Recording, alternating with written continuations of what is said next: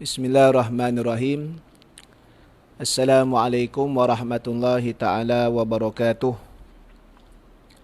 Alhamdulillah nahmaduhu wa nasta'inuhu wa nastahdihi wa nastaghfiruh wa na'udzu billahi min syururi anfusina wa min sayyiati a'malina man yahdihillahu fala mudhillalah wa man yudlil fala hadiyalah.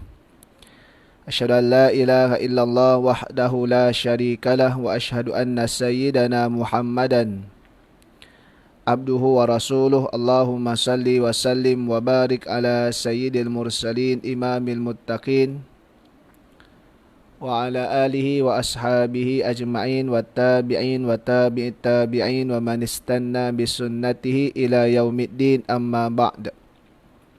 Rabbi shrah li sadri wa yassir li amri wahlul 'uqdatam min lisani yafqahu qawli. Baik, bagi kita memulakan majlis ini, marilah sama-sama kita membukanya dengan bacaan Ummul Kitab Al-Fatihah. A'udzubillahi minasyaitonirrajim. Bismillahirrahmanirrahim. Alhamdulillahirabbil alamin. Arrahmanirrahim. Maliki yaumiddin. Iyyaka na'budu wa iyyaka nasta'in. Ihdinas siratal mustaqim. Siratal ladzina an'amta 'alaihim ghairil maghdubi 'alaihim waladdallin. Amin. Alhamdulillah, tambahnya kita melafazkan rasa syukur kita ke hadrat Ilahi. Dengan izin dan limpahan kurniaannya, kita masih lagi dipilih oleh Allah Subhanahu wa taala dalam kalangan hamba-hambanya untuk kita dapat bertemu dengan bulan Ramadan pada tahun 1441 Hijriah, bersamaan tahun 2020. Walaupun dalam keadaan kita berhadapan dengan wabak COVID-19 dan keadaan kita masih lagi berada dalam tempoh Perintah Kawalan Pergerakan PKP, dan disambung dilanjutkan fasa yang keempat sehinggalah 2 minggu lagi sehingga 12 Mei. Namun kesemua itu tidak boleh untuk kita mematahkan semangat, lemah semangat untuk kita terus memaknakan madrasah Ramadan yang dianugerahkan oleh Allah. Jadi untuk tahun ini, insya-Allah tadarus tadabbur ada 2 versi. Satu secara langsung yang kita adakan ini sekarang ini sepanjang Ramadan, bermula pada hari inilah 24 April, yang mana kita akan tadabbur surah Al-Baqarah, satu hari 10 ayat. Surah Al-Baqarah ada 286 ayat. Ramadan mengikut takwim ada 29 Ramadan tahun ni. Jadi 10 hari 10 ayat, di sana ada 290. Jadi 286 insya-Allah dapat kita habiskan dengan konsisten dan juga istiqamah. Dan versi yang kedua, saya juga ada tulis tadarus dan tadabbur secara tulisan, yang mana kita akan mengambil pengajaran daripada surah Al-Ahzab. Surah Al-Ahzab hari ini dah keluar pagi tadi, ayat pertama sampai ayat yang ketiga. Jadi insya-Allah setiap hari kita ada 2 tadarus dan tadabbur khas. Pertama secara langsung, insya-Allah setiap hari jam 2.30 petang. Kalau ada pertukaran waktu kita akan maklumkan awal. Dan yang kedua menerusi tulisan, iaitulah satu hari satu, yang mana kita pilih surah Al-Ahzab tulisan. Adapun secara langsung ni surah Al-Baqarah. Kita nak menghidupkan bulan Ramadan ini dengan mendekatkan diri kita pada Al-Quranil Karim. Tadarus, tuan-tuan boleh laksanakan sendiri ataupun sertai mana-mana tadarus secara dalam talian, iaitu secara online yang orang lain anjurkan, ataupun tadarus sendiri bersama dengan ahli keluarga. Saya tak pimpin, saya akan memimpin tadarus dan tadabbur, insya-Allah. Namun dalam masa yang sama, tadarus 30 juzuk itu kita cuba usahakanlah. Baik, insya-Allah hari ini hari yang pertama. Kita akan mulakan surah Al-Baqarah ini ayat pertama sampailah ayat yang ke-10. Sama-sama boleh ada mushaf di tangan masing-masing ataupun aplikasi Quran di dalam smartphone masing-masing. Nanti kita baca dan kita tengok apa pengajaran yang boleh kita ambil secara ringkas. Bukanlah tafsir ataupun perbahasan yang mendalam, tapi yang paling asas. Supaya apa, kita dapat tahu apa kefahaman untuk kita ambil daripada ayat-ayat yang dibacakan ini. Dan tahun ini kita pilih surah Al-Baqarah. Baik. InsyaAllah permulaannya kita akan bacakan 10 ayat terlebih dahulu dan tengok terjemahan. Kemudian kita akan ambil pengajaran tadabbur daripada ayat yang dibacakan. A'udzu billahi minasyaitonir rajim. Bismillahirrahmanirrahim. Alif Lam Mim. Dzalikal kitabu la raiba fihi hudan lil muttaqin alladzina yu'minuna bil ghaibi wa yuqimuna as-salata wa mimma razaqnahum yunfiqun. وَالَّذِينَ يُؤْمِنُونَ بِمَا أُنزِلَ إِلَيْكَ وَمَا أُنزِلَ مِن قَبْلِكَ وَبِالْآخِرَةِ هُمْ يُوقِنُونَ أُولَئِكَ عَلَى هُدًى مِّن رَّبِّهِمْ وَأُولَئِكَ هُمُ الْمُفْلِحُونَ إن الذين كفروا سواء عليهم أأنذرتهم أم لم تنذرهم لا يؤمنون ختم الله على قلوبهم وعلى سمعهم وعلى أبصارهم غشاوة ولهم عذاب عظيم ومن الناس من يقول آمنا بالله وباليوم الآخر وما هم بمؤمنين يخادعون الله والذين آمنوا وما يخدعون إلا أنفسهم وما يشعرون في قلوبهم مرض فزادهم الله مرضا ولهم عذاب أليم بما كانوا يكذبون صدق الله العظيم. Baik. Ayat pertama sampai ayat yang ke-10. Baik. Jadi beberapa perkara yang boleh kita sentuh berkenaan dengan kalau kita bincang bab tajwid ini, kita kena perhatikanlah beberapa tempat yang di sana adanya hukum hakam berkaitan dengan qalqalah. Qalqalah ni 5 huruf. Qaf, ta, ba, jim, dal. Huruf qaf, huruf ta, huruf ba, huruf jim dan huruf dal. Ataupun singkatan atau yang disusun qatbun jaddun. Jadi huruf ni kalau dia mati saktah sukun. Kalau mati sukun, maka dia perlu diqalqalahkan. Cuma sama ada dia qalqalah sughra, mati di pertengahan ayat. Contoh pada ayat yang ketiga itu, wa mimma razaqnahum yunfiqun. Razaqna, dia perlahan saja. Lantunan dia qalqalah ni lantunan, sughra ni yang kecil. Dia tak perlu razaqa, dia tak perlu. Razaqnahum tapi kena ada. Ataupun qalqalah yang besar, kubra, yang berada di akhir.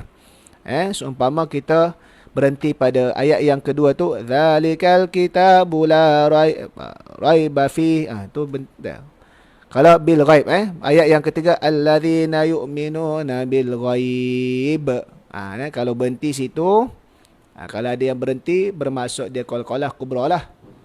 Kalau yang satu lagi tidak ada di dalam 10 ayat ini, iaitulah kalau dia berhenti di penghujung ayat juga, tapi dalam keadaan dia ada tanda sabdu, itu akbar. Perhatikan dalam bacaan kita tadi itu paling basic.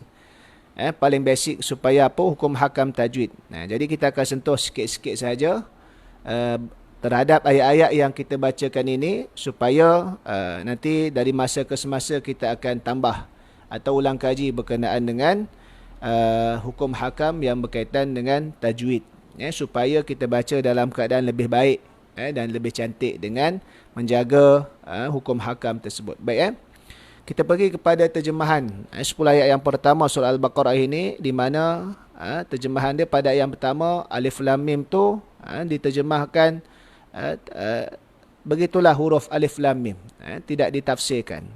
Kebanyakannya ataupun secara masyhurnya dia tidak ditafsirkan menjadi satu rahsia ilmu Allah Subhanahu wa taala. Dan ayat yang kedua, di mana itulah kitab, yakni Al-Quranil Karim, yang tidak ada keraguan padanya, di mana Al-Quran itu menjadi petunjuk hidayah kepada golongan yang bertakwa, golongan muttaqin, golongan yang bertakwa. Iaitulah siapa golongan yang bertakwa? Mereka yang beriman dengan perkara gaib dan mendirikan solat, serta mereka menafkahkan, membelanjakan sebahagian rezeki yang kami kurniakan kepada mereka. Dan ayat yang keempat, di mana sambungan lagi, sifat orang bertakwa itu adalah mereka yang beriman kepada Alkitab yang diturunkan kepada Muhammad, yakni Al-Quran, dan juga kitab-kitab yang telah diturunkan sebelum daripada Nabi sallallahu alaihi wasallam. Kitab Taurat, Injil dan Zabur. Beriman adanya kitab tersebut. Tapi yang wajib belajar hanyalah Al-Quranil Karim. Serta mereka juga beriman dengan kehidupan hari akhirat. Mereka yang ada sifat-sifat demikian, yang disebutkan tadi itu, iaitu golongan orang yang bertakwa tadi, mereka tetap mendapat petunjuk dari Tuhan mereka, dan mereka lah orang-orang yang berjaya di dunia serta di akhirat. Di akhirat mereka selamat daripada siksaan api neraka. Di dunia ini mereka berjaya menyelamatkan diri mereka daripada jalan kesesatan, jalan kebatilan. Kerana kesan di dunia ini akan memberikan kesan kita di akhirat kelak. Ayat yang ke-6, sesungguhnya orang-orang kafir sama saja bagi mereka kamu beri peringatan atau tidak, mereka tidak akan beriman. Ayat yang ke-8, Allah telah mengunci mati hati dan pendengaran serta penglihatan mereka ditutup. Dan bagi mereka, yakni orang yang kafir yang tidak mau menerima peringatan itu, bagi mereka siksaan yang amat berat. Ayat yang ke-8, di antara manusia ada yang mengatakan kami beriman kepada Allah dan hari kemudian, yakni hari kebangkitan, padahal mereka sesungguhnya tidak beriman. Ini sifat orang munafik. Ayat yang ke-9, mereka cuba hendak menipu Allah dan orang-orang yang beriman, padahal hakikatnya mereka hanyalah menipu diri mereka sendiri sedangkan mereka tidak sedar. Ayat yang ke-10, dalam hati mereka adanya penyakit. Lalu Allah tambah lagi penyakit dalam hati mereka itu. Mereka dah sesat, mereka dah ingkar. Allah tambah lagi, biar mereka dalam keadaan kesesatan kerana keingkaran mereka sendiri. Dan bagi mereka, yakni orang-orang munafik, yang bodoh sombong itu, yang menipu tadi itu, seksa yang pedih disebabkan mereka mendustakan. Mendustakan akan apa yang dibawakan oleh Rasul, akan wahyu Allah Subhanahu wa taala. Baik itu terjemahan 10 ayat yang pertama yang kita baca surah Al-Baqarah untuk hari yang pertama di dalam bulan Ramadan ni. Dalam ayat ini Allah Ta'ala menerangkan sifat-sifat 3 jenis manusia. Satu untuk diikuti, 2 untuk kita elak dan jadikan sempadan. Yang mana sifat yang pertama iaitulah sifat kalangan orang yang bertakwa, yang Allah Subhanahu wa taala sebutkan pada ayat yang kedua sampai ayat yang kelima. Di mana orang yang bertakwa ni, mereka ni adalah orang yang Al-Quran tadi itu sebagai panduan dalam kehidupan. Dan bila kita sebut takwa ni, Sayyiduna Ali bin Abi Talib radhiyallahu taala anhu wa karramallahu wajhah menyatakan definisi takwa ni adalah al-khaufu bil jalil. Al-khaufu minal jalil, al-khaufu bil jalil, al-amalu bit tanzil, al-qana'atu bil qalil, dan juga al-amal, al-isti'dad li yaumir rahil. Assalamualaikum warahmatullahi wabarakatuh. Ya, selamat puasa juga. Jadi takwa ni kita takut kepada Allah yang Maha Agung. Dan kita beramal dengan apa yang diturunkan, yakni panduannya Al-Quranil Karim. Dan kita berpada dengan benda yang sedikit, yakni kita tidak laba atau tidak haloba, tidak hubbud dunya.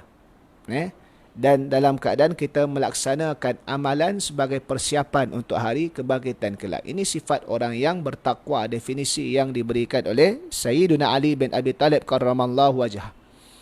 Dan perincian sifat takwa ni disebutkan oleh Allah salah satunya pada muqaddimah. Muqaddimah Al-Quran itu yang tersusun secara mushaf ini pada surah Al-Baqarah yang menjadi surah yang kedua selepas surah Al-Fatihah, surah yang merupakan pembukaan kepada Al-Quran. Allah Ta'ala sebut awal-awal sekali Al-Quran itu tidak ada keraguan padanya, menjadi petunjuk bagi orang yang bertakwa. Sebab itu kalau kita nak dampingi Al-Quran, syarat yang pertamanya kena ada apa? Macam-macam lah kalau kita tanya apa syarat pertama kalau kita nak berdampingan dengan Al-Quran. Ada yang kata kena ambil wuduk, ialah sebab nak pegang mushaf. Al-Quranul Karim kena ada dalam keadaan yang suci, tak boleh dalam keadaan berhadas. Maka kena ada berwuduk. Ada yang kata kita kena belajar tajwid ustaz. Supaya apa? Ya, bila kita dampingi Al-Quran, kita baca Al-Quran dalam keadaan tartil. Kerana perintah daripada Allah, warattilil Qur'ana tartila. Hendaklah Quran itu dibaca dalam keadaan yang tartil. Jadi kita jaga hukum hakam tajwid. Kita memelihara makharijul huruf, tempat-tempat keluar huruf tadi itu, biar sebutan dia tadi itu tepat. Kan? Tapi ia betul semua. Tapi yang paling penting sekali, perkara pertama bila kita nak berdampingan dengan Quran, Allah dah sebut, iaitulah la raiba fih. Mesti yakin pada Quran tu dulu. Kalau kita ada wuduk sekalipun, kita pegang Quran, kita baca Quran. Dalam ayat yang mana Allah Ta'ala menghalalkan jual beli dan mengharamkan riba. Wa ahallallahu al-bai'a wa harramar riba. Tapi kita tak yakin kita boleh hidup di dunia ini dengan sistem kewangan tanpa riba. Kita tak yakin. Kita kata, kalau tak ada riba ni, macam mana sistem ekonomi kita ni nak melonjak naik.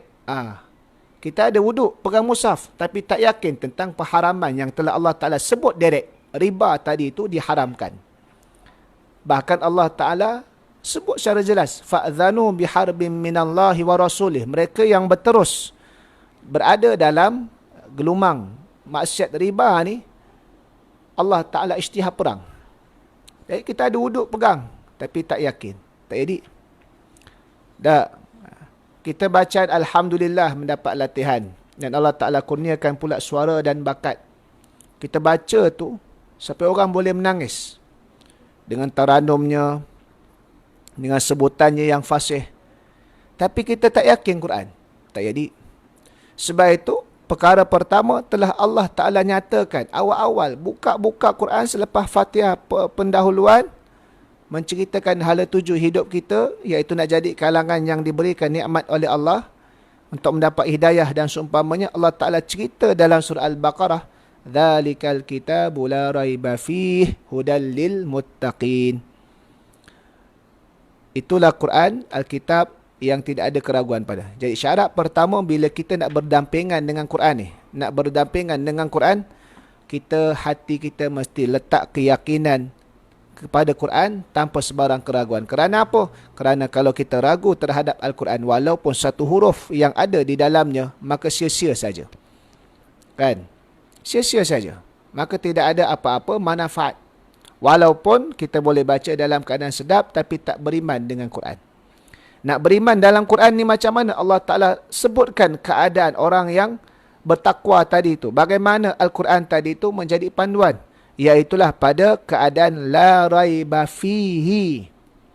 Tidak ada keraguan padanya. Bukan la fihi raibun. Tidak ada padanya keraguan. Al-Quran ni mukjizat. daripada Allah. Susunan ayat, makna, hukum, pengajaran, cerita dahulu, cerita akan datang, semua mukjizat daripada Allah. Susunan dia pun mukjizat. Allah Ta'ala sebut, la raiba fihi, tidak ada keraguan padanya. Bukan la fihi raibun, tidak ada padanya keraguan. Apa beza dia? Kita baca sepintas lalu. Dalam keadaan kita pun tidak menguasai bahasa Arab secara mendalam, kita nampak seumpamanya biasa. Walhal, dua kalimah tadi itu, dua ayat tadi itu adalah beza. Tidak ada keraguan padanya dan tidak ada padanya keraguan. Yang mana dalam ayat ini Allah Ta'ala susun ayatnya la raiba fi, tidak ada keraguan padanya. Maksudnya apa? Tidak ada keraguan padanya, tak perlu cari, memang tak ada dah. La raiba, terus tak ada. Tidak seumpama nanti kita sebut Allah Ta'ala mengharamkan arak. Kenapa nak diharamkan arak ni? Kita buat kajian dululah. Berapa banyak kes kematian, kemalangan. Kalau cecah lebih 1000 kematian disebabkan memang sah-sah daripada faktor arak, baru kita haram, memang betul. Jadi, dia nak mengkaji dulu. Bila sampai jumpa apa yang dia kehendaki, maka baru, betul, Quran betul. Tak, maka itu tidak. Itu adalah la fihi raibun. Kalau la fihi raib, tidak ada padanya keraguan, kita kaji dulu. Tapi sifat Al-Quran menjadi panduan la raiba fi, tidak boleh ada kesebarang keraguan. Kaji tak kaji, bila Quran dah kata gitu, itulah ia.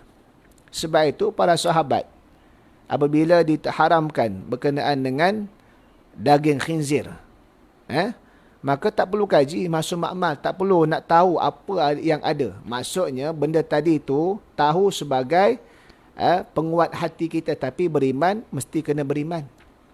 Kan? Itu beza. Ada orang kadang-kala dia tahu Quran tapi dia tak berapa nak yakin, nak kaji dulu. Tak jadi. Dia mesti dalam keadaan Al-Quran tadi menjadi panduan bagi orang bertakwa kerana tak ada sebarang keraguan. Kerana apa? Al-Quran ni kalamullah. Kalamullah. Sebab itu bila kita habis je baca Al-Quran Al-Karim, sunat kita baca apa? Sadaqallahul azim. Apa maksud Sadaqallahul azim? Maha benar Allah yang maha agung. Kita terus membenarkan. Kita baca-baca, kena tutup aurat ini, apa terjemahan dia kan? Kena tutup aurat ini, kena jauhi daripada zina. Allah menghalalkan jual beli, Allah mengharamkan riba. Habis baca, maha benar Allah. Tak perlu kaji. Sebab benda tu datang daripada Quran. Itulah maksud la raiba fihi. Terus yakin. Tapi kalau ada orang masih lagi, nanti dulu nak tengok.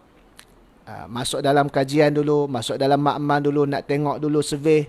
Maka itu bukan la raiba fihi sebagaimana dalam ayat Al-Quran Al-Karim, tapi itu la fihi raibun. Itu tak mencapai tahap yang diperintahkan oleh Allah Subhanahu wa taala. Orang yang beriman lagi bertakwa, bukan demikian. Sebab itu asas pertama bila disebutkan sifat bagi orang bertakwa, Allah Ta'ala letak allazina yu'minuna bil ghaib, iaitulah mereka yang beriman kepada perkara ghaib. Asas dulu. Tak sebut solat dulu, tak sebut infak dulu. Sebut ghaib. Sebab apa? Sebab keyakinan kita ni terhadap perkara ghaib tadi tu akan memandu dan memacu perjalanan hidup kita. Antara perkara ghaib, iaitulah dosa dan pahala. Si sedang jelas. Baik. Assalamualaikum Ustaz.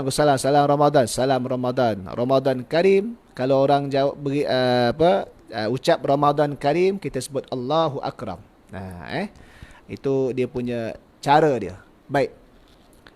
Jadi dosa pahala benda gaib tak nampak. Tapi orang yang beriman pada benda gaib, yakin dosa pahala akan mempengaruhi kehidupan dia. Jadi benda tadi itu sekalipun tidak ada orang nampak dia buat maksiat, dia akan tinggal benda tadi. Sebab benda tu dosa. Benda tu, benda yang mendatangkan pahala. Sekalipun orang tak puji, dia tetap akan buat. Sebab apa? Benda datangkan pahala. Nampak tak? Pahala dan dosa. Tak nampak. Tapi benda tu tahu mana? Quran sebut, hadis sebut. Kita yakin beriman. Benda gaib, benda gaib. Maka dia akan memimpin, memacu kehidupan kita bagaimana. Dah, Sebab itu perkara pertama sekali yang membezakan kita dengan orang kafir adalah pada paksi kehidupan kita. Kalau kita meletakkan keyakinan kepada benda gaib, syurga, neraka, dosa, pahala, maka kehidupan kita wataknya akan berbeza sebagaimana watak orang kafir, watak orang yang tak yakin kepada hari akhirat. Kan? Sebab apa? Sebab kita percaya benda tadi itu berlaku, ada. Berdasarkan mana? Dalil-dalil Quran dan Sunnah Nabi. Sebab itu ciri pertama, percaya pada benda gaib, ini sifat orang bertakwa. Di saat orang rasa mustahil lah, mustahil kita ni boleh hidup kalau kita tak makan duit riba. Kalau kita mustahil lah nak dapat kerja kalau nak kena tutup aurat semua. Nanti siapa yang nak bayar gaji kita, kan? Di saat manusia mustahil macam itu, orang yang bertakwa dia tak mustahil. Kerana apa? Yang memberikan rezeki adalah Ar-Razzaq, Allah yang sifatnya maha pemberi rezeki. Saat dia percaya benda tu, orang tak percaya. Sebab itu perkara pertama adalah sifat dia yang beriman dengan benda gaib tadi. Benda gaib tersebut. Kita sekarang Ramadan PKP, semayang kat rumah masing-masing. Kadang-kadang tak semayang, orang pun tak tahu. Yelah, taklah berdosa kalau kita tak semayang solat sunat tarawih, tapi rugilah. Kan?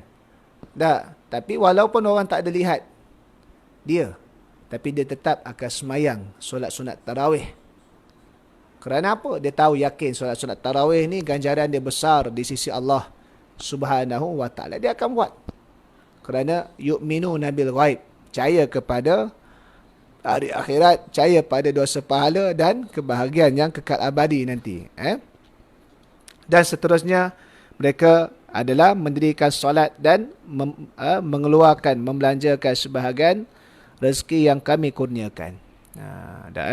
Di sini orang yang bertakwa juga menjaga ibadah-ibadah. Kerana ibadah ni ada ibadah yang ibadah badaniah, yang mana ibadah pada kemampuan badan, seumpamanya semayang.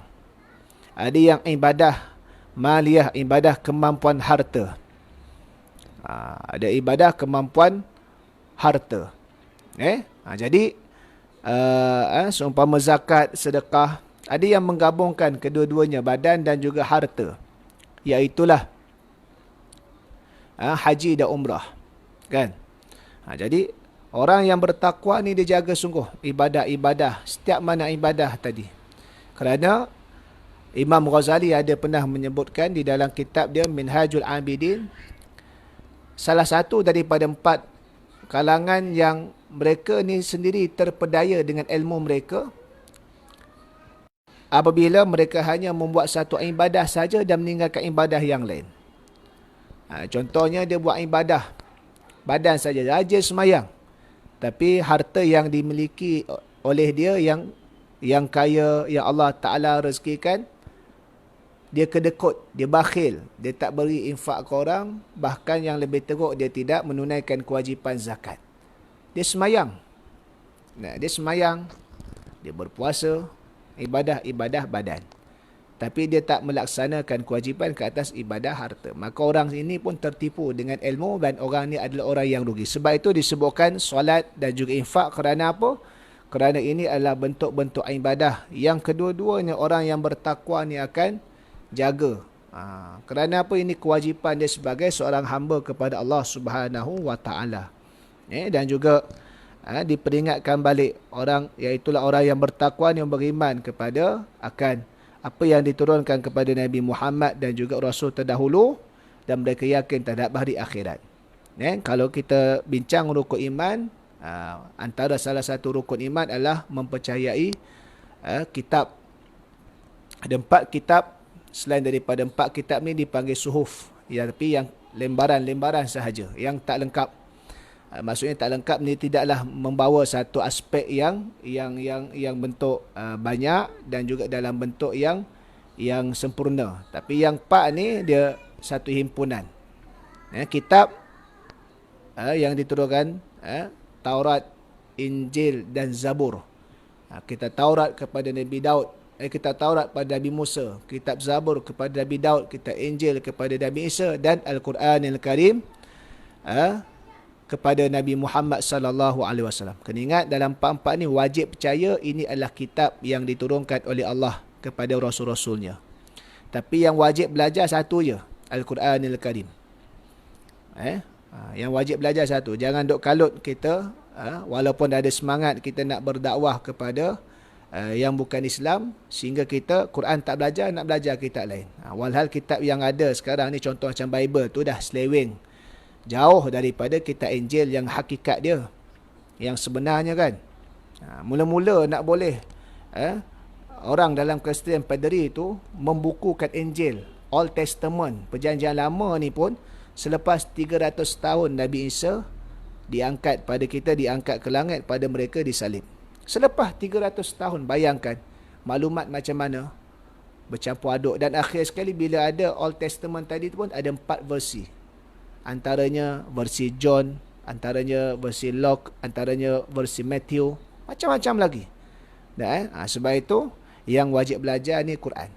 Tapi kita tiga lagi kitab lain yang mana disebutkan dalam Quran dan hadis yang diturunkan oleh Allah, tu wajib kita percaya, dan ia merupakan salah satu daripada rukun iman kita lah. Orang yang ada sifat macam ni, Allah Ta'ala sebut mereka ni tetap akan berada di atas jalan petunjuk daripada Allah, dan mereka lah orang yang berjaya. Ini kelompok pertama yang Allah Ta'ala terangkan, iaitulah kalangan orang bertakwa dengan sifat-sifat mereka. Dan kelompok yang kedua, iaitulah pada ayat yang ke-6 dan yang ke-7, iaitulah kelompok orang-orang kafir, di mana Allah Subhanahu Wa Ta'ala memperingatkan orang kafir ni ada jenis yang ketegak. Ketegak ni yang degil, yang sombong bodoh. Yang mana Allah Ta'ala nak memberikan motivasi ataupun memberikan memujuk kepada Nabi SAW, juga yang menjadi teladan kepada para pendakwah. Ada jenis orang kafir ni yang mana kamu bagi peringatan ataupun kamu tak bagi peringatan, mereka tak beriman. Maka dalam ayat ini, pertama nak beritahu bahawasanya tugas kita bagi peringatan sahaja, yang bagi hidayah ni adalah Allah Subhanahu Wa Ta'ala. Yang kedua, nak beritahu kepada kita orang kafir ni dia ada dua. Satu yang mana yang macam disebutkan oleh Allah Subhanahu Wa Ta'ala ini, iaitu golongan yang sombong bodoh, yang degil. Sombong bodoh yang degil, yang menentang Islam, menolak kebenaran kerana ada kepentingan tertentu yang nak dijaga dan dipertahankan. Ada kalangan yang kedua, orang kafir yang menjadi mad'u kita. Ini potensi besar dalam kita nak berdakwah. Mereka ni tidak menentang Islam kerana ada kepentingan, tapi mereka jahil terhadap Islam, maka mereka menentang apa yang mereka jahil tersebut. Maka bila kita berikan penjelasan tentang Islam, mereka dapat melihat kebenaran dan mereka insya-Allah lebih mudah nak terima, dan dengan izin Allah hidayah akan diberikan pada mereka.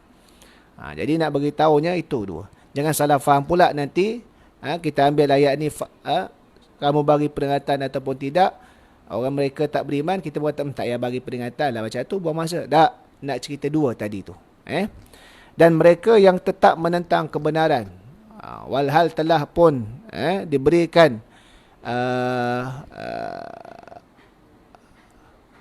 ajakan kepada Islam tadi tu, mereka yang tak terima ni hakikatnya mereka sendiri yang tidak mau terima, maka lantas Allah Ta'ala menyiksa mereka dengan disebutkan pendengaran mereka, hati mereka, penglihatan mereka sebenarnya adalah terkunci, tak dapat nak terima hidayah. Allah Ta'ala dah tutup dah, maksudnya mereka sesat selama-lamanya dan mereka akan mendapat azab yang sangat pedih. Orang kafir ni Allah Ta'ala sebut dua ayat ya. Dua ayat. Kerana apa? Kerana ni mereka jelas kafir ni berhadapan dengan kita. Tapi dalam masa yang sama kita kena berdakwah pada mereka. Cuma kita lihat mereka ni golongan yang mana, supaya kita dapat menyusun gerak kerja dakwah tadi dengan terbaik. Kerja dakwah ni kerja yang mulia. Nabi SAW sebut, la yahdiyallahu bika rajulan wahidan khairum min humurin na'am. Atau kama qala. Allah beri hidayah kepada seorang lelaki dengan asbab kamu. Sebab mungkin kamu ceramah pada dia, kamu bersembang dengan dia pasal Islam kan. Dengan asbab kamu tadi itu, Allah Ta'ala bagi hidayah pada seseorang, maka bagi kamu adalah ganjaran yang terlebih baik daripada unta merah. Yang ni unta merah ni, yang Nabi bagi gambaran bahawasanya satu tunggangan kenderaan pada zaman itu yang sangat mahal harga dia. Tapi kerja dakwah ni kadang-kadang jadi cabaran kerana dia bukan berbayar, kan? Dia bukan dari sudut keadaan yang mudah mendapat pujian. Kadang-kadang ada yang salah faham, ada yang mencela, ada yang menghina, bahkan mendapat musuh.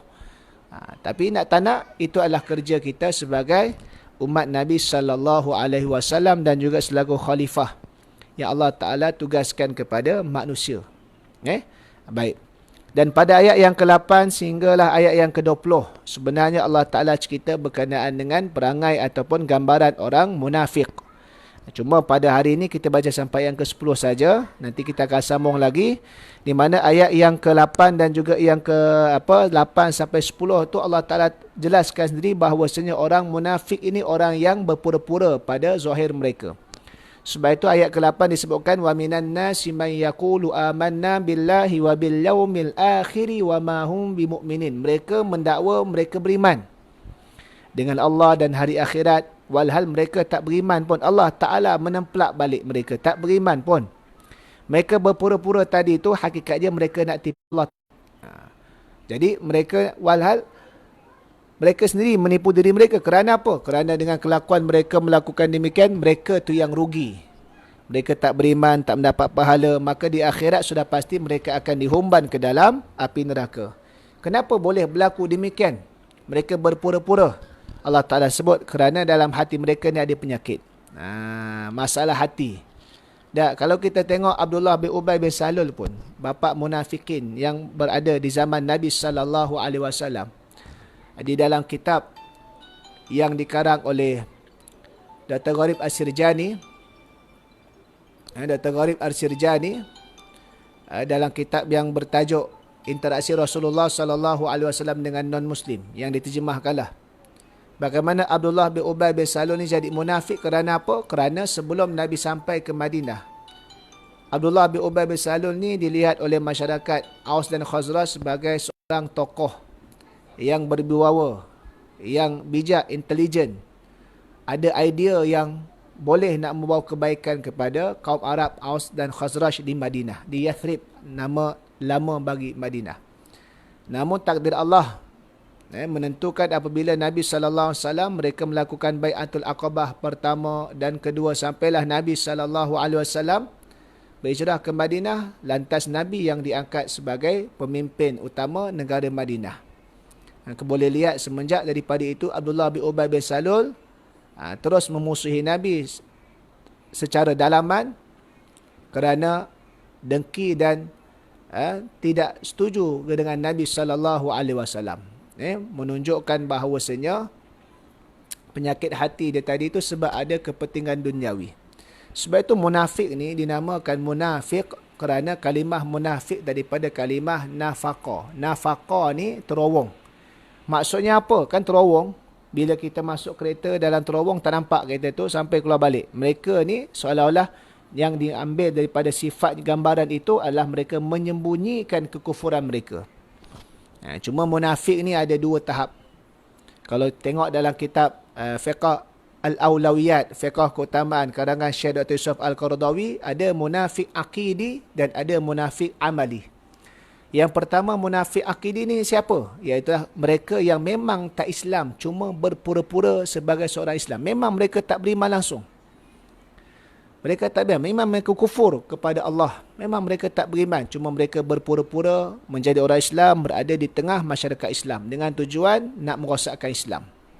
Nah, mereka yang macam ni hakikat dia memang kafir. Inilah yang disebutkan oleh Allah, innal munafiqina fid darkil asfali minan nar. Sesungguhnya golongan munafik itu berada di tingkatan yang bawah dalam api neraka sekali. Ni umpama Abdullah bin Ubay bin Salul lah.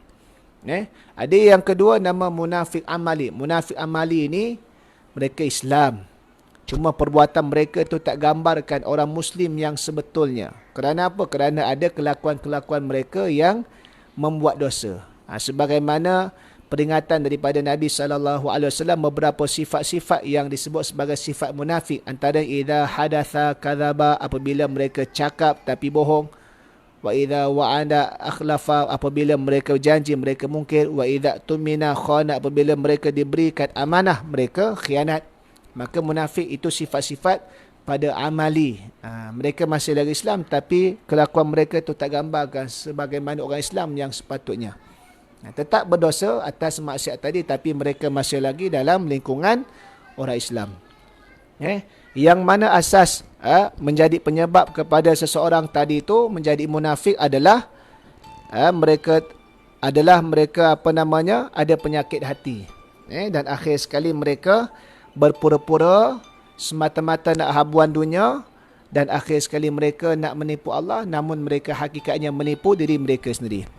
Wallahu alam. 10 ayat yang pertama yang kita sempat bacakan pada hari ini surah Al-Baqarah.